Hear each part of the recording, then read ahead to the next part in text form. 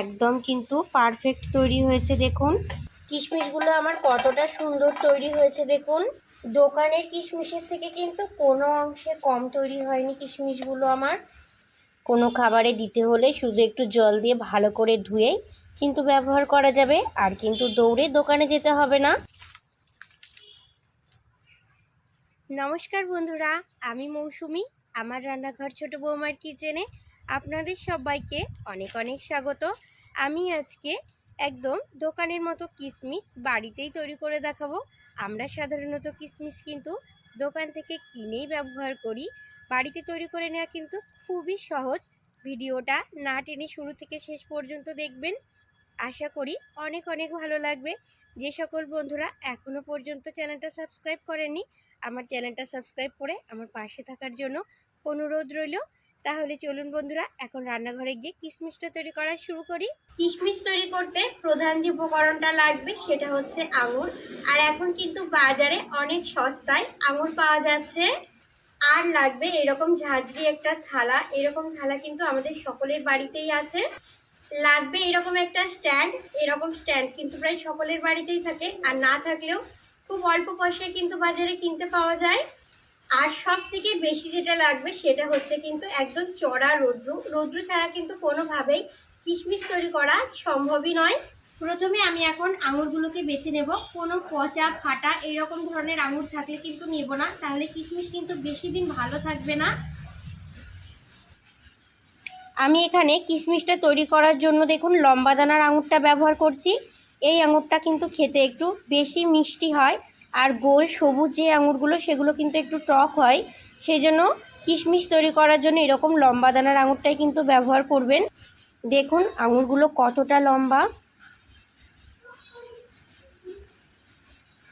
এখান থেকে আমি এবার আঙুরগুলোকে বেছে একটা আলাদা পাত্রের মধ্যে নিয়ে নেব।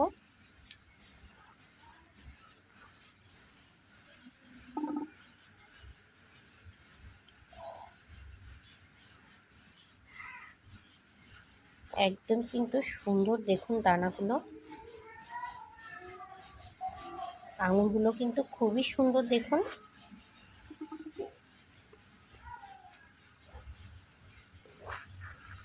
পচা পোকা খাওয়া যেগুলো আছে সেগুলোকে কিন্তু অবশ্য করে বাদ দিয়ে দিতে হবে।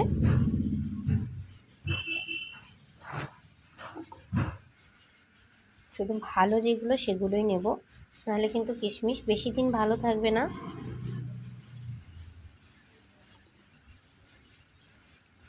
এইভাবে সমস্তগুলোকে আমি বেছে নেব।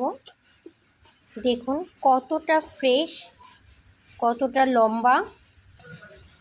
এবার একটা আলাদা পাত্রের মধ্যে আমি বেশ কিছুটা পরিষ্কার জল নিয়ে নিয়েছি, আর আঙুরগুলোকে এবার দিয়ে আমি খুব ভালো করে ধুয়ে নেব। অবশ্যই কিন্তু ভালো করে ধুয়ে নিতে হবে, কারণ অনেক নোংরা ময়লা এর সঙ্গে লেগে থাকে।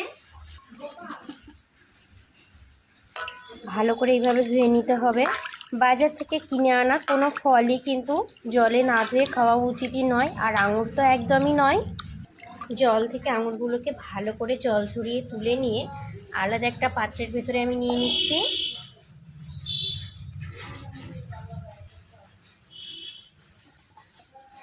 সমস্ত আঙুরগুলোকে আমি একইভাবে তুলে নেব।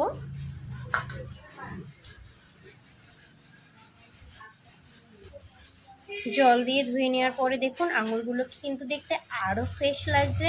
যে ফুটো ঝাঁঝরি থালাটা আমি নিয়েছিলাম, এবার ধুয়ে রাখা কিছুটা কিশমিশ এই থালার মধ্যে আমি নিয়ে নেব। সবগুলো একসঙ্গে নেব না, অল্প পরিমাণে নিয়ে নেব।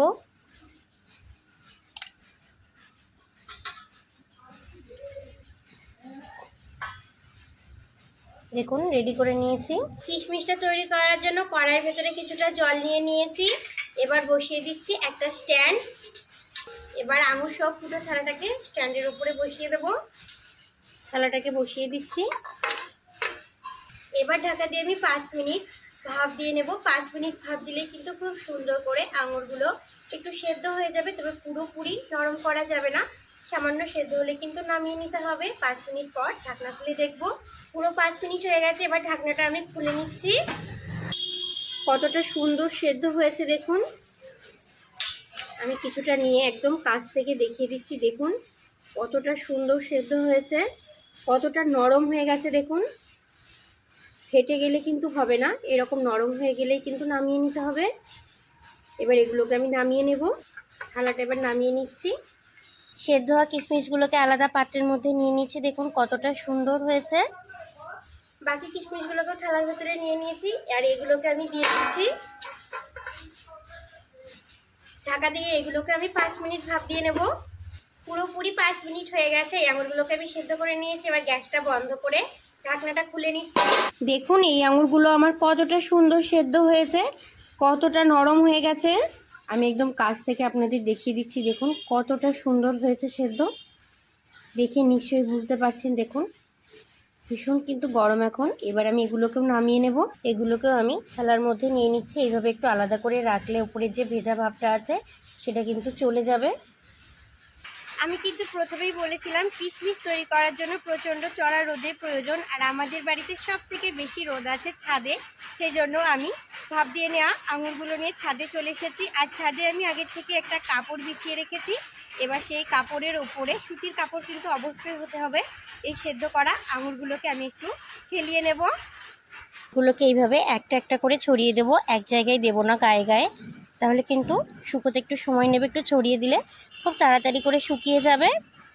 আর একদিনের রোদে কিন্তু হবে না, 2 থেকে 3 দিন এরকম চড়া রোদ্রে আঙুরগুলোকে শুকিয়ে নিতে হবে।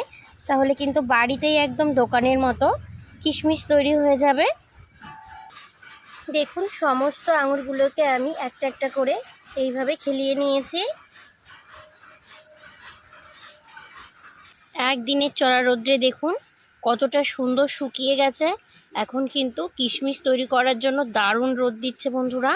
আপনারা এইভাবে খুব সহজে কিন্তু তৈরি করে নিতে পারবেন। দেখুন আর একদিন রোদ্রে রাখলে কিন্তু আমার পুরোপুরি কিশমিশগুলো রেডি হয়ে যাবে। দেখুন কতটা সুন্দর শুকিয়েছে। পুরো 3 দিন চড়া রোদ্রে আমি কিশমিশগুলোকে খুব সুন্দর করে শুকিয়ে নিয়েছি। কিশমিশগুলো আমার কতটা সুন্দর তৈরি হয়েছে দেখুন। দোকানের কিশমিশের থেকে কিন্তু কোনো অংশে কম তৈরি হয়নি কিশমিশগুলো আমার।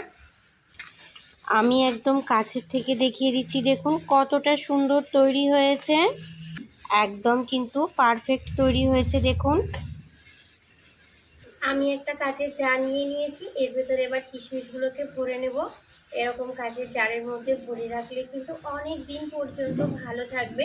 তবে মাঝে মাঝে কিন্তু একটু বের করে অবশ্যই রোদ্রে দিতে হবে, তাহলে কোনো পোকামাকড় আক্রমণ করবে না। কাচের জারের ভেতরে আমি কিশমিশগুলোকে ভরে নিচ্ছি।